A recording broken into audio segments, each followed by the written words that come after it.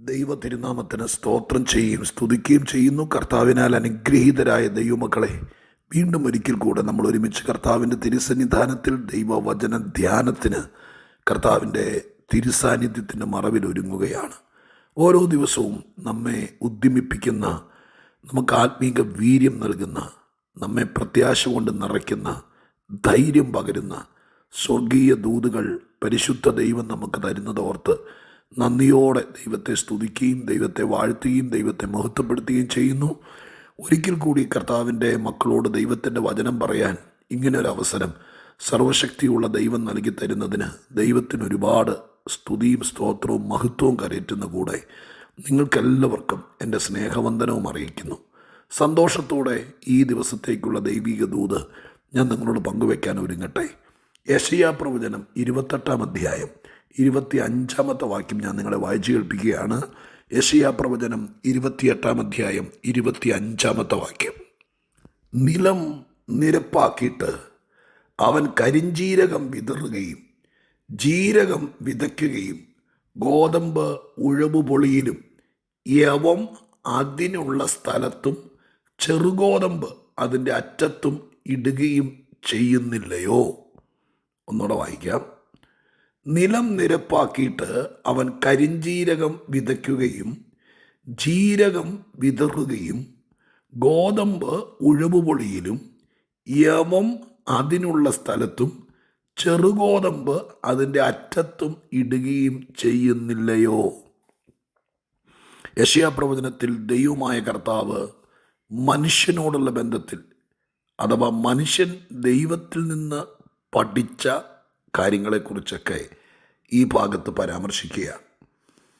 സൈന്യങ്ങളുടെ യഹോവയായ ദൈവത്തിൽ നിന്ന് ഞാൻ കേട്ടിരിക്കുന്നു എന്നും ആ ദൈവം പ്രകൃതിയിൽ നിന്ന് പല കാര്യങ്ങൾ മനസ്സിലാക്കി തരികയും മനുഷ്യനെ ഈ പ്രകൃതിയോട് ഇണക്കി ഇവിടുത്തെ കാര്യങ്ങളൊക്കെ നിർവഹിപ്പാൻ മനുഷ്യന് ദൈവം ജ്ഞാനവും വിവേകവും ബോധവും എല്ലാം കൊടുത്ത് ഇന്ന് കാണുന്ന രീതിയിൽ മനോഹരിയായി ഈ പ്രപഞ്ചത്തെ, ഈ ഭൂമിയെ മനുഷ്യന് കൊടുത്തിട്ട് മനുഷ്യനെ കൊണ്ട് വിതച്ചും കൊയ്തും പാകപ്പെടുത്തിയൊക്കെ ക്രമീകരിക്കുന്ന ഈ പദ്ധതി, ഇതിൻ്റെ പുറകിലെ സൂത്രധാരകനും ദൈവമാണ് എന്ന ധ്വനി വരുന്ന ഭാഗങ്ങളാണ് ഈ യെശയ്യാ പ്രവചനത്തിലെ 28-ാം അധ്യായത്തിൻ്റെ ഈ ഭാഗത്തെല്ലാം എഴുതിയിരിക്കുന്നത്.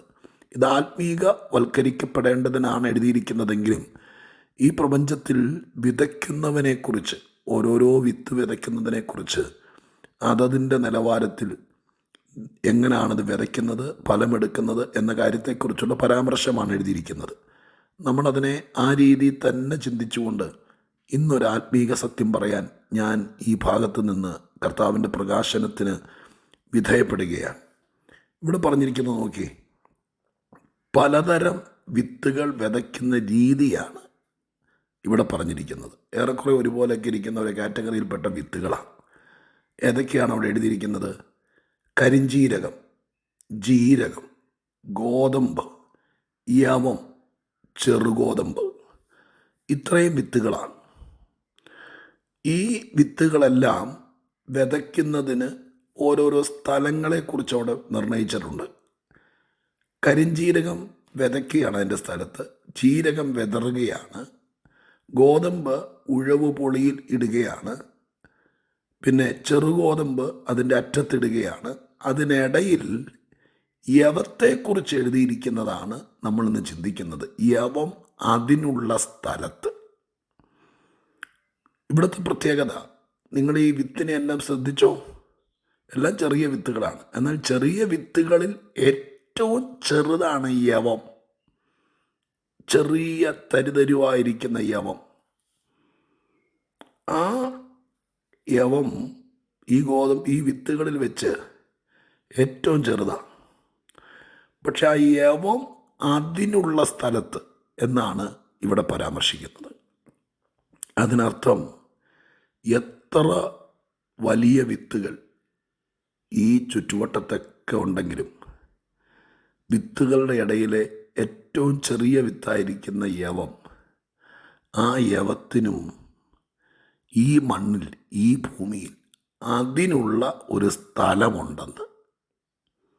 ഏറ്റവും ചെറുതാണെങ്കിലും ഈ ഭൂമിയിൽ ഇവരുടെയൊക്കെ ഇടയിൽ, ഈ വലിയ വിത്തുകളുടെയൊക്കെ ഇടയിൽ അവർക്ക് ഉഴവുപൊളിയുണ്ട്, അതിനങ്ങ് അറ്റത്തോ മൂലയിലൊക്കെ സ്ഥലമുണ്ട്. പക്ഷെ ഇതിൻ്റെ ഇടയിലെല്ലാം യവത്തിനും അതിനുള്ള സ്ഥലം എന്നെഴുതിയിരിക്കുന്നു. ഞാൻ അതിൽ നിന്ന് ഒരു ഗുണപാഠം നമ്മുടെ ധൈര്യത്തിന് വേണ്ടി പറയാം. ഈ മണ്ണിലെ ഏറ്റവും കണ്ണിലിട്ടാ കരികരിക്കുന്ന പോലത്തെ ചെറിയ വിത്തായിരിക്കുന്ന യവത്തിനും ഈ ഭൂമിയിൽ ആ യവത്തിന് അതിൻ്റെ ഒരു സ്ഥലമുണ്ടെങ്കിൽ, എന്നെ കേൾക്കുന്ന പ്രിയപ്പെട്ടവരെ, ഈ ഭൂമി ആരൊക്കെ കൈവശം വച്ചാലും, ഈ ഭൂമി ആരുടെയൊക്കെ ആണെന്ന് പറഞ്ഞാലും, വൻപന്മാരും ശക്തന്മാരും എല്ലാം വളച്ചു കെട്ടി എന്തൊക്കെ ചെയ്താലും, ദൈവത്തിൻ്റെ പ്രത്യേകമായിരിക്കുന്ന പദ്ധതിയിൽ ഈ ഭൂമിയിൽ മനുഷ്യനായിട്ട് ജന്മം തന്നൊരു കൊച്ചു മനുഷ്യനാണെങ്കിൽ പോലും, ഒരു യവത്തോടത്തോളം ഉള്ളെങ്കിൽ പോലും, അവർക്കും ഇവിടെ അവരുടേതായൊരു സ്ഥലമുണ്ട്. കാരണം ഭൂമി ദൈവത്തിൻ്റെയാണ്. ദൈവം മനുഷ്യർക്ക് കൊടുത്തിരിക്കുക, ഏതെങ്കിലും ജന്മിമാർക്കല്ല, മുതലാളിമാർക്കല്ല, വലിയ കമ്പനി മൾട്ടിനാഷണൽ കമ്പനിക്കാർക്ക് കൊടുത്തെന്നല്ല, മനുഷ്യർക്ക് കൊടുത്തിരിക്കുക. ദൈവം മനുഷ്യനായി ഭൂമിയിൽ സൃഷ്ടിക്കുന്ന ഏതൊരുത്തനും അവൻ്റെ ആയുഷ്കാലത്ത് ഈ മണ്ണിൽ സ്പേസ് ഉണ്ട്, സ്ഥലമുണ്ട്. ഞാൻ പറയുന്നത് 2.5 സെൻറ്റ് ഒരു വീട് വയ്ക്കാൻ വേണ്ടി കിട്ടുന്നതിനെക്കുറിച്ച് മാത്രമല്ല കേട്ടോ. അതും ഇന്ന് ദൈവത്തോട് പ്രാർത്ഥിച്ചാൽ, ഈ വാക്യമൊക്കെ വെച്ച് പ്രാർത്ഥിച്ചാൽ, സ്വർഗസ്ഥനായ ദൈവം ഇതൊക്കെ പരിഗണിക്കാതിരിക്കുകയില്ല. എല്ലാവർക്കും സ്ഥലമുണ്ടല്ലോ ദൈവമേ. യവത്തിനും അതിൻ്റേതായ ഒരു സ്ഥലം ഈ വാക്യത്തിൽ കണ്ടല്ലോ ദൈവമേ.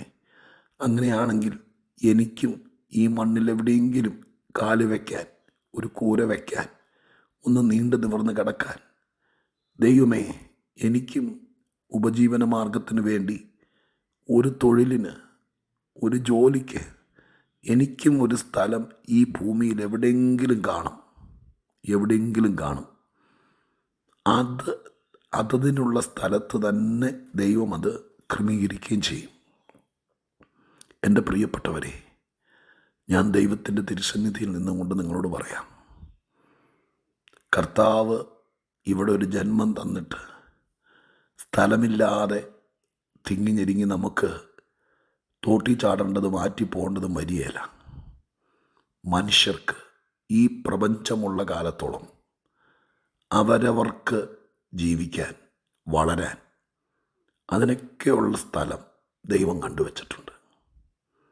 പ്രിയപ്പെട്ടവരെ, തിരുസന്നിധിയിൽ ഇന്ന് ഞാൻ നിങ്ങളോടിത് പറയുമ്പോൾ കർത്താവിൻ്റെ കാരുണ്യം ഓർത്ത് ദൈവത്തെ സ്തുതിക്കുന്നു. ഇവിടെ മാത്രമല്ല, ദൈവത്തിൻ്റെ പ്രത്യേകത, ഈ ദൈവത്തിൻ്റെ പദ്ധതി നോക്കുമ്പോൾ ദൈവം എല്ലാത്തിനും സ്ഥലം ദൈവം തന്നെ ക്രമീകരിക്കുന്നതായിട്ട് കാണാൻ കഴിയുന്നുണ്ട്. ഇസ്രായേൽ മക്കൾ മരുഭൂമിയിലായിരുന്ന സമയത്ത് ഇസ്രായേൽ പാളയമടിക്കുമ്പോൾ നിങ്ങൾ ശ്രദ്ധിച്ചിട്ടുണ്ടോ? സമാഗമന കൂടാരത്തെ കേന്ദ്രീകരിച്ചുകൊണ്ട് 12 ഗോത്രങ്ങൾക്കുള്ള സ്ഥലം ദൈവമാണ് നിശ്ചയിച്ചത്. ആർക്കും സ്ഥലമില്ലാതെ പോകില്ല. അവരവരുടെ പ്രാധാന്യമനുസരിച്ച് ആ കൂടാരത്തെ ചുറ്റിപ്പറ്റി അവരവർക്ക് സ്ഥലം നിർണയിച്ചത് ദൈവമാണ്. സമാഗമന കൂടാരത്തിനകത്തേക്ക് നോക്കി, ചെറുതും വലുതുമായിരിക്കുന്ന പല ഉപകരണങ്ങളുണ്ട്. ഓരോ ഉപകരണത്തിൻ്റെ ദൗത്യവും അതിൻ്റെ പ്രാധാന്യവും അനുസരിച്ച് ദൈവമാണ് അതിനകത്ത് ഓരോന്നിനും സ്ഥലം നിർണയിച്ചത്. ദൈവം തമ്പുരാൻ ഉള്ളിടത്തോളം കാലം എത്ര ചെറിയ സാധനത്തിനും ഇവിടെ സ്ഥലമുണ്ട്. വെളിപ്പാട് പുസ്തകത്തിലെ 12-ാം അധ്യായത്തിൻ്റെ 14-ാമത്തെ വാക്യത്തിൽ ഒരടയാളമായി പറഞ്ഞിരിക്കുന്ന വസ്തുതയാണെങ്കിലും, മഹാസർപ്പം ഒരു സ്ത്രീയെ ഉപദ്രവിക്കാൻ തുടങ്ങുന്ന സംഭവം അവിടെ എഴുതിയിരിക്കുന്നത് എങ്ങനെയാണ്? മരുഭൂമിയിൽ അവൾക്കുള്ള സ്ഥലത്തേക്ക് പോകാൻ ദൈവം അവളെ അനുവദിച്ചു, അതിന് ക്രമീകരണം ചെയ്തു എന്ന് എഴുതിയിരിക്കുന്നത് വെളിപ്പാട് 12:14. അപ്പോൾ ഉപദ്രവിക്കപ്പെടാൻ തുടങ്ങുമ്പോൾ ആ സ്ത്രീക്ക് ഏതെങ്കിലും ഒരു സ്ഥലത്തേക്കല്ല, അവൾക്കുള്ള സ്ഥലത്തേക്ക്. അപ്പോൾ അവൾക്കും ഈ മണ്ണിൽ സ്ഥലമുണ്ട്. ഞാൻ നിങ്ങളോട് പറയുന്നു, നിങ്ങൾ ദൈവത്തോട് പ്രാർത്ഥിക്കുക. നിങ്ങളിതുവരെ സെറ്റിലായിട്ടില്ലേ? നിങ്ങളുടെ കുഞ്ഞ് എത്തേണ്ടടുത്ത് എത്തിയിട്ടില്ലേ? എല്ലാവരും പഠിച്ചൊരു കര പറ്റി, എനിക്ക് മാത്രം ഈ മണ്ണിലൊരു സ്ഥലമില്ലേ? ഞാൻ ഉദ്ദേശിക്കുന്നത് കാലുകുത്തി നിൽക്കാനല്ല. നീ ഒരു ജോലി ചെയ്യണം, നീ ഒരു സ്ഥാപനത്തിൽ പോകണം, നീ ഒരു കസേരയിട്ട് ഒരു ഔദ്യോഗിക പദവിയിൽ ഇരിക്കണം, വേണ്ടേ? അപ്പം അതുകൊണ്ട് എല്ലാവർക്കും സ്ഥലം ഒരുക്കിയിട്ടുണ്ട് ബ്രദർ, എല്ലാവർക്കും ഇവിടെ സ്ഥലമുണ്ട് സിസ്റ്റർ. നിൻ്റെ കുഞ്ഞുങ്ങൾക്കൊക്കെ ഉണ്ട്. നിനക്ക് വീടില്ലേ? ദൈവമായ കർത്താവ് ഒരു വീടിനുള്ള സ്ഥലം, ഭൂമി ദൈവത്തിൻ്റെ പാദപീഠമല്ലേ? ആ പാദപീഠത്തിൽ എല്ലാവർക്കും ജീവിക്കാൻ, എല്ലാവർക്കും വളരാൻ, എല്ലാവർക്കും മാനിക്കപ്പെടാൻ, എല്ലാവർക്കും സ്വതന്ത്രമായി നിലനിൽക്കാൻ ദൈവം ഇവിടെ കൊച്ചു യവത്തിന് പോലും അതതിൻ്റെ സ്ഥലം ഈ മണ്ണിൽ കരുതിയിട്ടുണ്ടെങ്കിൽ ഒരായുസ് തികയ്ക്കാൻ ആരെ ആശ്രയിക്കേണ്ട? ഏതോ ഒരു സ്ഥലം കരുതാനും കാക്കാനും സൂക്ഷിക്കാനും വെള്ളം തരാനും ആഹാരം തരാനും ജോലി ചെയ്യാനും വിതയ്ക്കാനും കൊയ്യാനും പണിയെടുക്കാനും വരുമാനം ഉണ്ടാക്കാനും ഒക്കെ ഈ ഭൂമിയിൽ മനുഷ്യനാണെങ്കിൽ ദൈവം അത് കരുതിയിട്ടുണ്ട്. പിന്നെ ദൈവത്തിൻ്റെ മക്കളും ഭക്തിയുള്ളവരും ദൈവത്തെ അപ്പനായി കാണുന്നവരൊക്കെയാണ് നമ്മളെങ്കിൽ, നിങ്ങളെങ്കിൽ നിശ്ചയമായും അതിൻ്റെ കരുതൽ കൂടുതലായിരിക്കും കേട്ടോ. ഞാൻ പ്രാർത്ഥിക്കാം. എനിക്കുള്ള സ്ഥലം, ഇത് മാർച്ച് 31 ഈ മാസം, ഈ സാമ്പത്തിക വർഷം തീരുകയാണ്. ഏപ്രിൽ 1 കിടക്കുകയാണ് നാളെ മുതൽ. ഏപ്രിൽ മാസത്തിൽ നിങ്ങൾ ദൈവത്തോട് പ്രാർത്ഥിക്കുകയും വചനം വെച്ച്, എനിക്കുള്ള സ്ഥലം, ഞാനവിടെ ജോലി ചെയ്യണ്ടേ, ഞാനവിടെ വളരണ്ടേ, ഞാനവിടെ എസ്റ്റാബ്ലിഷ് ആവണ്ടേ, ഞാനവിടെ സക്സസ് ആകണ്ടേ, ആ സ്ഥലം എന്നെ ഏപ്രിൽ മാസത്തിൽ കാണിച്ചു തരണേ, എന്നെ അവിടെ എത്തിക്കണേ. കൊച്ച് യവത്തിനും അതിൻ്റെ സ്ഥലം കൊടുത്ത ദൈവമേ, എനിക്കും ഒരു സ്ഥലം തരണേ. ഒന്ന് പ്രാർത്ഥിക്ക്. വലിയ വാക്യമൊന്നുമല്ല ഇത്, പക്ഷേ ഇതൊരു പ്രകാശനമാണ്. വിശ്വസിക്ക്. ആ സ്ഥലത്തേക്ക് പോകാൻ വെളിപ്പാട് 12:14 ആ സ്ത്രീക്ക് കിട്ടിയതുപോലെ 2 ചിറക് കിട്ടിയാലോ? അവിടെ എത്തിക്കൂടെ? നിന്നുകൂടെ? ജീവിച്ചുകൂടെ?